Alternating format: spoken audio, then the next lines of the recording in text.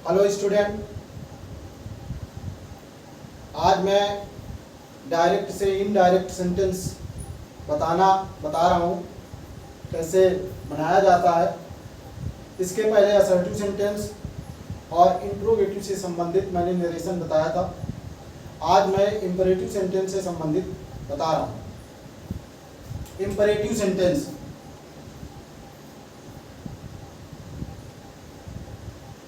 Imperative sentence जिसमें मुख्य रूप से क्या होता है, ऑर्डर, एडवाइस और रिक्वेस्ट। इसी में कई और होते हैं, जैसे ऑर्डर के लिए कमांड का प्रयोग होता है, एडवाइस के लिए सजेशन होता है, कहीं कहीं प्रपोजल आपस में परामर्श के लिए किया जाता है, रिक्वेस्ट के लिए बेग्ड का इम्प्लोर्ड का प्रयोग किया जाता है। तो मुख्य यही है तीन, अर्थात ऐसा इंपरेटिव सेंटेंस जिसमें यू छिपा रहता है और उसमें या तो आदेश होता है या सलाह होती है या फिर निवेदन होता है। तो मैं क्रमशः एक एक करके सबके बारे में बता देता हूं। जैसे ऑर्डर में क्या होता है, ऑर्डर में बड़ा व्यक्ति छोटे व्यक्ति को ही आदेश दे सकता है, अर्थात रिपोर्टिंग वर्ब का सब्जेक्ट जो है रिपोर्टिंग वर्ब के ऑब्जेक्ट से हमेशा बड़ा रहेगा। और ऐसे सेंटेंस में क्या होता है, जो सेड लिखा होता है या सेड टू लिखा होता है, इसको हम ऑर्डर में बदलते हैं, ऑर्डर्ड। नंबर 2, जब इन्वर्टेड कामा हटाते हैं, हटाने के बाद हम कनेक्टर टू का प्रयोग करते हैं। इसके बाद तीसरे नंबर पर सेंटेंस को क्या करते हैं, ये कोई टेंस नहीं है कि इसमें सब्जेक्ट हो, तो इसमें दो चीज बचती हैं, अर्थात इसमें हमें प्रोनाउन बदलना होता है या प्रोनाउन के साथ साथ में नियरनेस वर्ड हो उसको बदलना होता है। और हो सकता है दोनों भी ना बदलने के लिए आ जाए, प्रोनाउन आए ही नहीं, या प्रोनाउन आए तो थर्ड पर्सन आए या कोई नाम आए। नियरनेस कोई जरूरी नहीं कि उसमें वर्ड आए ही। तो इसमें ज्यादा से ज्यादा ये दो परिवर्तन किए जा सकते हैं। तो मैं उदाहरण लिख रहा हूं, एक एक करके बता रहा हूं। जैसे the teacher said to the boys, inverted comma शुरू, ओपन योर बुक्स नाउ। अब ये देखिए, यहां पर ये इंपरेटिव सेंटेंस है, ये इंपरेटिव सेंटेंस है, इन्वर्टेड कामा के भीतर लिखा हुआ है। मैंने ये बताया था कि जब डायरेक्ट से इनडायरेक्ट स्पीच में बदला जाता है तो सबसे पहला काम होता है कि रिपोर्टेड स्पीच क्या है हमारी, उसको देखें, अर्थात वो कौन सा सेंटेंस है, असर्टिव है, इंट्रोगेटिव है, इंपरेटिव है, एक्सक्लेमेटरी है, ऑप्टेटिव, कैसा सेंटेंस है। उसी सेंटेंस का जो बनाने का नियम होता है, इनडायरेक्ट स्पीच बनाने का नियम होता है, वही लगाते हैं। ये नहीं कि सेंटेंस है इंपरेटिव, नियम लगा दें असर्टिव का या इंट्रोगेटिव का, तो हमारा सेंटेंस गड़बड़ हो जाता है। तो इसीलिए मैंने बताया कि इसका नियम क्या है। सेंटेंस को पहले हम पहचान लेते हैं कि सेंटेंस हमारा, अभी तो मैं बता रहा हूं तो समझ में आ रहा है कि इंपरेटिव है। अगर कोई दूसरा अचानक सेंटेंस रख दिया जाए तो तुम्हें जानकारी होनी चाहिए उस नियम के बारे में। अब पहले नंबर पर देखिए, ये लिखा है द टीचर, फिर इसके बाद देखिए सेड या सेड टू, जो रिपोर्टिंग वर्ब है, ये इसको हम किस में बदलते हैं, क्योंकि ये देखिए टीचर बड़ा है और बॉयज छोटा है, तो टीचर ने विद्यार्थियों को आदेश दिया, लड़कों को आदेश दिया अर्थात ऑर्डर्ड। इसके बाद ऑब्जेक्ट लिख दिया द बॉयज। इसके बाद देखिए दूसरे नंबर पर लिखा है, ये हमारा यहाँ से इन्वर्टेड कामा शुरू हो गया। देखिए अर्थात इन्वर्टेड कामा जब हटाते हैं तो हमें क्या लिखना पड़ता है, टू लिख दिया। इसके बाद आगे सेंटेंस हम लिखते हैं, लिख दिया ओपन। इसके बाद ये देखिए सेकंड पर्सन का पॉजिटिव केस है। सेकंड पर्सन को रिपोर्टिंग वर्ब के ऑब्जेक्ट के अनुसार बदला जाता है। रिपोर्टिंग वर्ब का ऑब्जेक्ट क्या है, बॉयज। बॉयज का प्रोनाउन हुआ दे का पॉजिटिव केस क्या होगा, देयर। और लिखा है बुक्स। और ये नाउन देखिए, नाउन एक नियरनेस वर्ड है। ये नियरनेस वर्ड को दूरवर्ती वर्ड में, पारदर्शनेस वर्ड में इसको बदल देते हैं। नाउन को किस में बदलते हैं, देन में। इस तरह से हमारा ये सेंटेंस बन जाता है। तो ये हमें ध्यान रखना है कि किस तरह से जो नियम बदला जाता है क्रमशः 1 2 3 इस तरह से, जैसे मैंने बताया है कि छोटे बड़े का भी सब्जेक्ट का ऑब्जेक्ट कैसा होगा, ये हमें ध्यान रखना है। दूसरा मैं बता रहा हूं,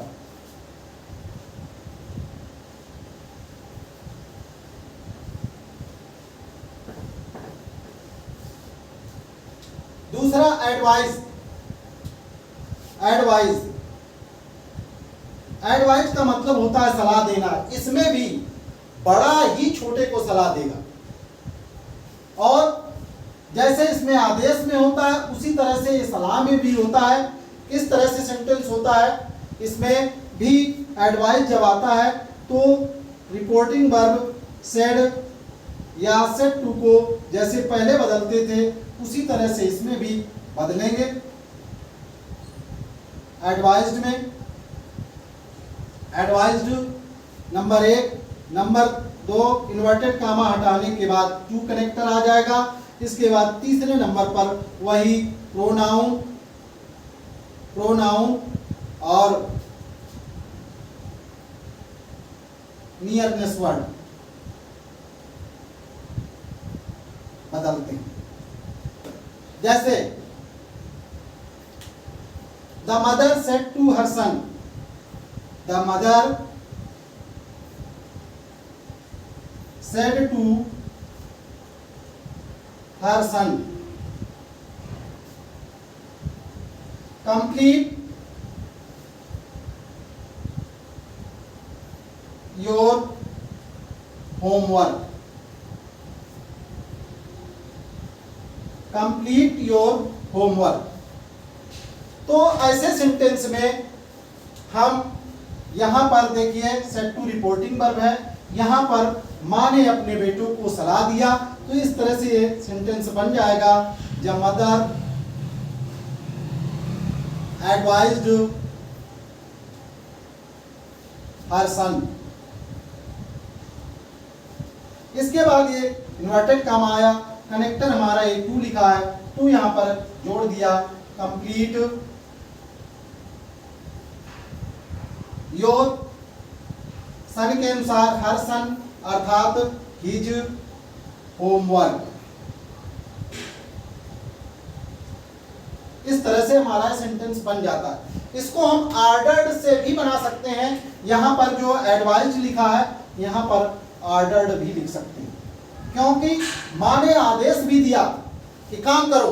अगर समझा के कहा है तो सलाह दिया, और अगर डांट के कहा है थोड़ा तो एक आदेश हो गया उसी में। दोनों तरीके से सेंटेंस इसमें बन जाता है। अब आगे बढ़ते हैं रिक्वेस्ट वाला।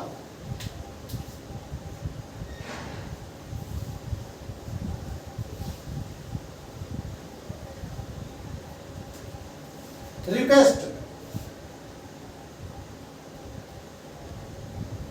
रिक्वेस्ट में इसमें भी क्या होता है, सेड या जो सेड टू लिखा होता है इसको आस्क्ड में बदल देते हैं, वो रिक्वेस्ट में रिक्वेस्टेड में बदल देते हैं।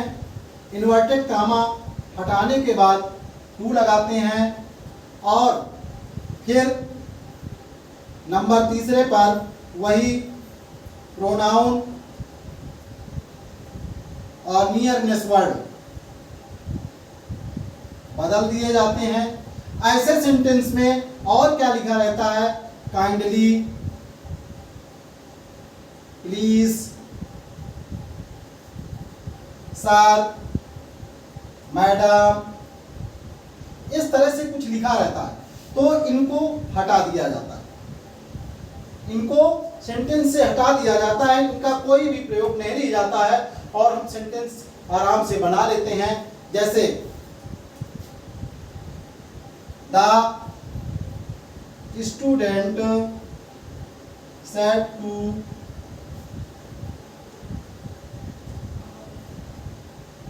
His teacher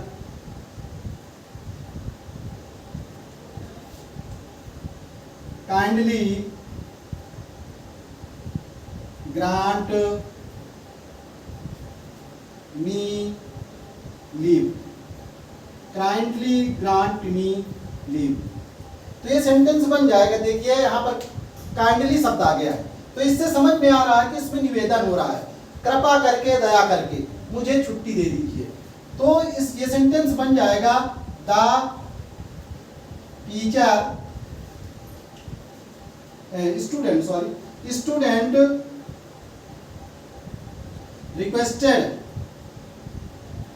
requested his teacher to, जोड़ देंगे कि ग्रांट, ये हट गया, ग्रांट ये फर्स्ट पर्सन है, फर्स्ट पर्सन रिपोर्टिंग वर्ब के सब्जेक्ट के अनुसार ये ऑब्जेक्ट रूप में है, तो इसका ही का ऑब्जेक्ट आएगा हिम, ग्रांट हिम लीव। ये हमारा सेंटेंस बन गया। तो ये हमें ध्यान रखना है कि इसमें जो रिपोर्टिंग वर्ब का सब्जेक्ट होता है वो ऑब्जेक्ट से हमेशा छोटा होता है, तभी वो निवेदन करता है। तो ये ध्यान रखना है इसमें, ये इसके साथ साथ कि काइंडली, प्लीज, सर, मैडम इत्यादि जो शब्द आते हैं इनका प्रयोग नहीं किया जाता है। इसके बाद मैं एक और आता है फॉरवर्ड, निगेटिव सेंटेंस जब बनता है उसके बारे में भी बता देता हूं।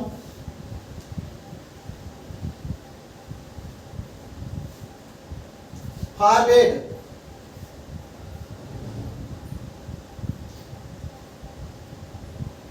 ये मना करना जिसको होता है, इसमें सेंटेंस जब निगेटिव बनता है तो डू नॉट से, डोंट या डू नॉट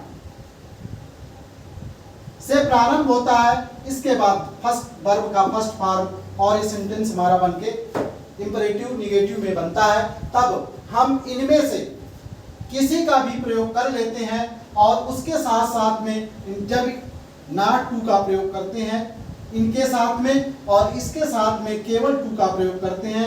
जैसे मैं एक उदाहरण करके बता देता हूं, the mother said to her son, don't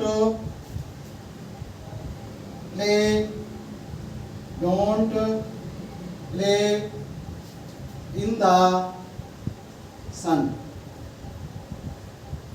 धूप में मत खेलो। तो ये हमें देखो पता चला इंपरेटिव सेंटेंस है, धूप में मत खेलो। तो यहां पर किस तरह से देखिए बनेगा, सेंटेंस को समझना है तुम्हें। द मदर फॉरवर्ड, पहले मैं फॉरवर्ड से बना रहा हूं, फॉरवर्ड हर सन। जब यहाँ फॉरवर्ड का मतलब होता है मना करना, अर्थात ये खुद निगेटिव है, तब फिर नॉट का प्रयोग नहीं करेंगे, सीधा कनेक्टर हमारा टू आ जाएगा, ये हट जाएगा क्योंकि यहाँ पर नॉट ये फॉरवर्ड लिख गया है। अब यहाँ पर ये आ गया, इंफिनिटिव बन गया, ये प्ले इन द सन।